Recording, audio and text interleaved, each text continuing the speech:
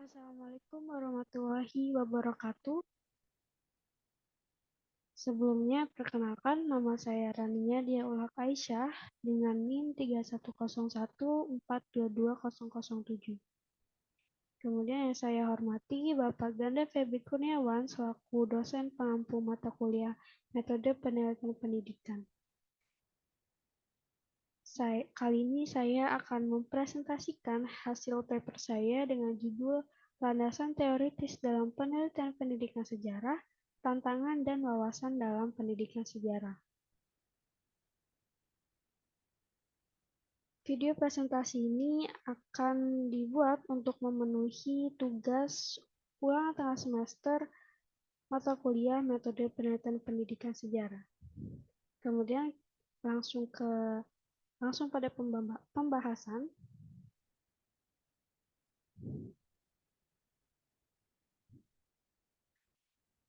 Pentingnya topik yang saya bahas pada paper yang telah saya buat, yang pertama yaitu peningkatan kualitas pengajaran.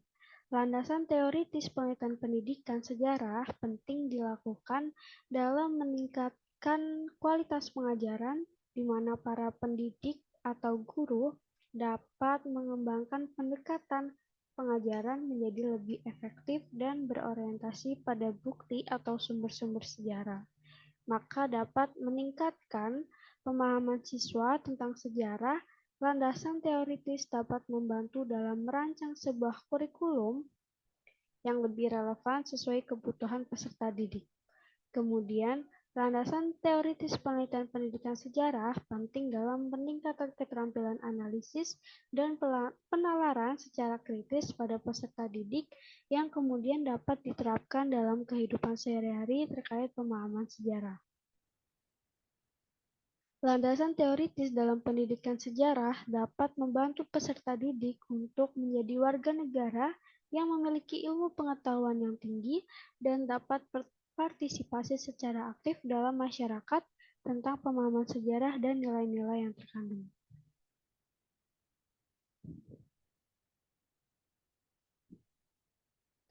Kemudian tujuan dari paper yang saya buat, yang pertama, pendekatan multikulturalisme dalam pembelajaran sejarah bertujuan untuk memahamkan peserta didik tentang keberagaman budaya di Indonesia, tetapi dalam menghadapi beberapa tantangan yang ada di Indonesia. Salah satunya adalah keterbatasan perspektif, di mana sejarah seringkali didasarkan pada sudut pandang budaya tertentu yang mungkin tidak mencerminkan keberagaman masyarakat. Yang kedua, teori konstruktivisme memainkan peran penting dalam pembelajaran sejarah yang berpusat pada peserta didik. Melalui pendekatan ini, siswa secara aktif membangun pengetahuan mereka sendiri melalui proses pembelajaran. Guru dapat mendorong siswa untuk berpikir kritis dengan menyajikan hasil analisis dan memfasilitasi diskusi. Kemudian yang ketiga, tantangan dalam interpretasi histori mencakup subjektif interpretasi, keterbatasan sumber, pengaruh konteks budaya, dan evakuasi selektif. Untuk mengatasi tantangan ini, penting bagi guru untuk menyadari berbagai sudut pandang dan memastikan penggunaan sumber daya yang beragam untuk mendapatkan pemahaman yang lebih komprehensif tentang landasan teori dalam sejarah. Kemudian, yang keempat, teori sosiokultural menekankan pentingnya interaksi sosial dalam pembelajaran sejarah. Dengan memperhatikan latar belakang budaya siswa, guru dapat menciptakan lingkungan pembelajaran yang inklusif dan responsif. Selain itu, penggunaan alat dan artefak budaya serta pendekatan berbasis masalah dapat membantu siswa membangun pemahaman yang lebih mendalam tentang sebuah peristiwa sejarah. Kemudian, tantangan dalam penerapan teori sosiokultural termasuk manajemen diversitas budaya di dalam kelas, keterbatasan sumber daya, kesulitan dalam menilai keterampilan sosial dan kognitif, dan kesesuaian antara kurikulum dan pendekatan sosial.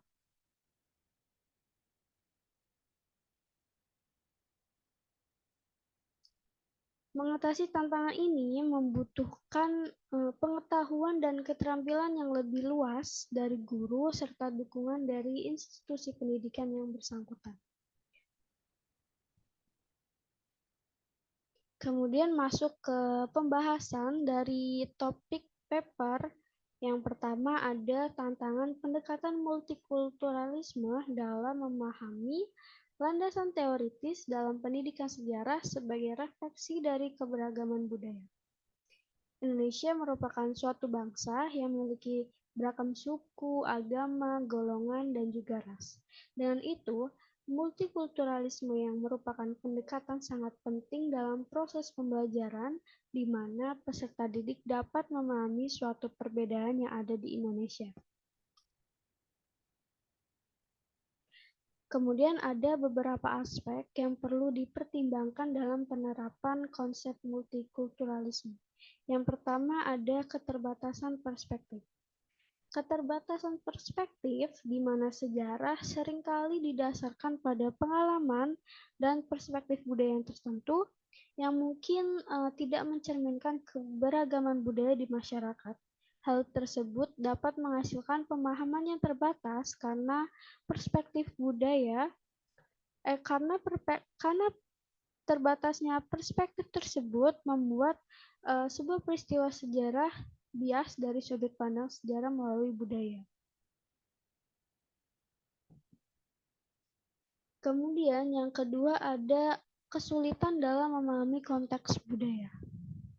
Kesulitan dalam memahami konteks budaya penting untuk kita memahami konteks budaya dalam pembelajaran sejarah yang seringkali diabaikan atau diremehkan.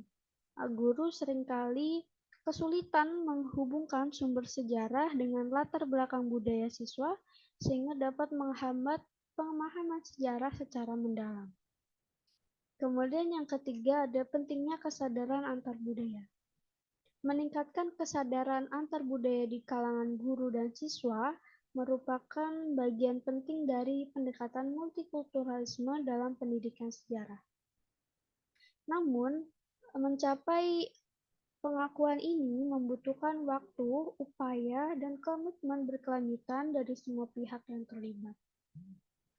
Untuk mengatasi tantangan-tantangan ini, memerlukan pendekatan inklusif seperti pengembangan kurikulum yang mempertimbangkan berbagai perspektif budaya, pelatihan guru dengan fokus pada kesadaran lintas budaya, dan keterlibatan aktif komunitas budaya dalam proses pembelajaran sejarah. Kemudian, topik yang kedua ada peran teori konstruktivisme dalam pendidikan sejarah. Teori konstruktivisme tepat dilakukan pada pembelajaran student-centered approach di mana pembelajaran berpusat pada peserta didik yang mementingkan sebuah proses daripada hasil. Peserta didik di sini sebagai subjek belajar. Kemudian, peran teori konstruktivisme dalam pendidikan sejarah sangat penting dilakukan untuk membangkitkan keaktifan dan kreativitas peserta didik dan beberapa yang bisa dilakukan seperti menyajikan hasil analisis yang kemudian dapat didiskusikan peserta didik dengan yang lainnya dan mengambil makna atau hasil dari suatu peristiwa tersebut. Dengan mempertimbangkan peran teori konstruktivisme dalam pendidikan sejarah, guru dapat menciptakan lingkungan belajar di mana siswa dapat berpartisipasi secara aktif, memperdalam pemahaman mereka sendiri, dan mengembangkan keterampilan berpikir sejarah yang kuat.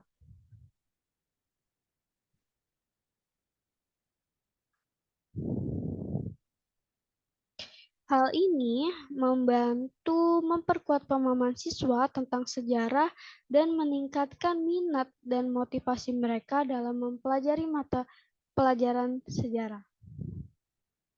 Kemudian ada topik yang ketiga yaitu keterbatasan interpretasi histori dalam memahami landasan teoritis dalam pendidikan sejarah. Keterbatasan interpretasi histori dalam pembelajaran sejarah memiliki beberapa aspek. Yang pertama, pada aspek subjektivitas interpretasi histori seringkali dipengaruhi oleh sudut pandang, nilai-nilai, dan latar belakang individu yang melakukan interpretasi histori.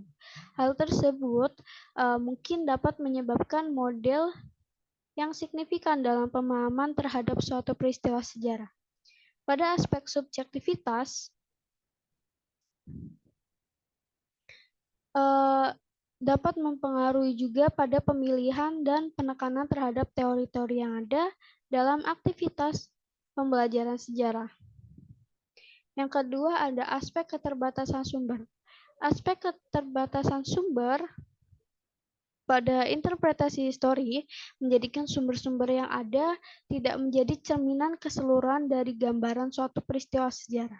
Sumber-sumber yang ada dapat memiliki sifat yang bias, ketidaksempurnaan atau kekurangan lainnya yang dapat membatasi interpretasi yang akurat atau komprehensif. Contohnya seperti rekaman sejarah tertulis mungkin lebih melibatkan perspektif dari pihak penulisnya. Kemudian ada yang ketiga ada aspek pengaruh konteks budaya. Konteks budaya dan sosial suatu periode sejarah tertentu dapat mempengaruhi pemahaman dan interpretasi teori pendidikan sejarah. Perspektif budaya tertentu dapat mempengaruhi pemahaman konsep-konsep tertentu seperti kebebasan dan demokrasi. Kemudian yang keempat ada aspek evakuasi selektif. Penafsiran sejarah mungkin cenderung menekankan atau mengabaikan aspek-aspek tertentu dari landasan teori dalam pelajaran sejarah. Hal ini mungkin disebabkan oleh agenda tertentu seperti bias pribadi atau faktor lain yang mempengaruhi proses penafsiran. Kemudian ada pembahasan yang terakhir yaitu teori sosiokultural dalam pembelajaran sejarah. Topik keempat ada teori sosiokultural dalam pembelajaran sejarah. Teori sosiokultural merupakan teori pembelajaran yang tidak lepas dari sebuah pendidikan yang melihat pada proses kebudayaan. Teori sosiokultural berasumsi bahwa pembelajaran tidak hanya terjadi di dalam kelas, akan tetapi juga dipengaruhi oleh faktor-faktor sosial, budaya, dan sejarah yang lebih luas.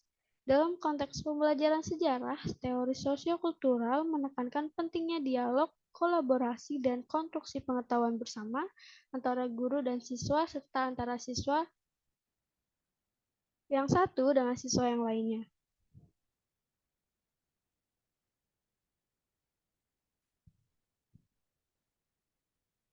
Kemudian pada pembahasan yang kelima atau pembahasan yang terakhir adalah tantangan teori sosiokultural dalam pembelajaran sejarah. Salah satu tantangan utama adalah mengelola diversitas budaya di dalam kelas. Setiap siswa memiliki latar belakang budaya yang berbeda, dan guru harus memastikan bahwa pembelajaran sejarah mencerminkan berbagai perspektif budaya tersebut secara adil dan inklusif. Kemudian yang kedua ada keterbatasan sumber daya. Pembelajaran sejarah yang berbasis pada interaksi sosial dan penggunaan artefak budaya memerlukan akses yang memadai terhadap sumber-sumber sejarah seperti buku sejarah, artefak, dan sumber sejarah lainnya. Namun, tidak semua sekolah memiliki sumber daya yang cukup untuk mendukung pendekatan ini. Untuk menunjang sumber-sumber sejarah tersebut hanya dapat dilakukan pada waktu tertentu. Kemudian yang ketiga, kesulitan menilai keterampilan sosial dan kognitif. Teori sosiokultural menekankan pentingnya keterampilan sosial dan kognitif dalam pembelajaran. Karena memandang pembelajaran sebagai suatu proses yang terjadi melalui interaksi antara individu dengan lingkungan sosialnya, namun menilai keterampilan tersebut dengan akurat dapat menjadi tantangan bagi guru. Menilai kolaborasi, diskusi, dan konstruksi pengetahuan bersama mungkin memerlukan pendekatan penilaian yang lebih kreatif dan holistik agar tercapai nilai sesuai dengan potensi setiap siswa. Kemudian yang keempat, tantangan lainnya adalah memastikan kesesuaian antara kurikulum yang ditetapkan dengan pendekatan sosiokultural. Kurikulum yang terlalu terstruktur atau terlalu padat mungkin tidak memberikan fleksibilitas atau ruang yang cukup bagi guru untuk menerapkan pendekatan sosiokultural dalam pembelajaran sejarah ini dengan efektif. Kemudian yang kelima, guru perlu memiliki pengetahuan dan keterampilan yang luas terkait teori sosiokultural untuk menerapkan pendekatan sosiokultural. Hal ini termasuk pemahaman tentang teori sosiokultural, keterampilan dalam memfasilitasi siswa dalam diskusi kelompok, dan kemampuan untuk menciptakan lingkungan pembelajaran yang inklusif dan responsif. Kemudian yang keenam, yang terakhir adalah beberapa institusi pendidikan mungkin memiliki kebijakan yang tidak mendukung penerapan pendekatan sosiokultural dalam pembelajaran. Guru mungkin menghadapi berbagai resistensi dari pihak administrasi atau rekan kerja dalam menerapkan pendekatan ini secara konsisten. Meskipun demikian, mengatasi tantangan ini dapat memungkinkan guru untuk menciptakan pengalaman pembelajaran sejarah yang lebih berarti dan relevan bagi siswa. Memungkinkan mereka untuk terlibat secara aktif dalam konstruksi pengetahuan sejarah dan pengembangan keterampilan sosial dan kognitif yang penting. Kemudian pada kesimpulan, guru perlu memastikan bahwa pembelajaran sejarah mencerminkan berbagai perspektif budaya secara adil dan inklusif. Keterbatasan sumber daya merupakan tantangan lainnya, dan pembelajaran sejarah yang berbasis pada interaksi sosial dan penggunaan artefak budaya memerlukan akses yang memadai terhadap sumber-sumber sejarah seperti buku sejarah, artefak, dan sumber-sumber lainnya. Kemudian, kesesuaian antara kurikulum yang ditetapkan dan pendekatan sosiokultural juga perlu dipertimbangkan. Kurikulum yang terlalu terstruktur atau terlalu padat mungkin tidak memberikan fleksibilitas atau ruang yang cukup bagi guru untuk dapat menerapkan pendekatan sosiokultural secara efektif. Beberapa institusi pendidikan mungkin memiliki pendekatan sosiokultural secara aktif.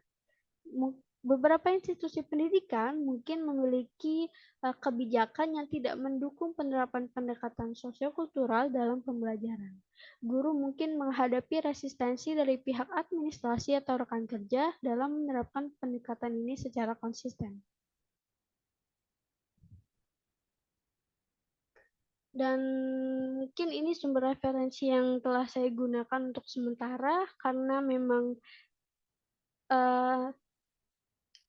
sumber referensinya sementara seperti ini dan mungkin akan bertambah seiring dengan topik pembahasan yang akan dibahas. Kemudian terima kasih, sekian yang bisa dapat saya presentasikan tentang topik yang saya bahas. Kurang lebihnya mohon maaf. Wassalamualaikum warahmatullahi wabarakatuh.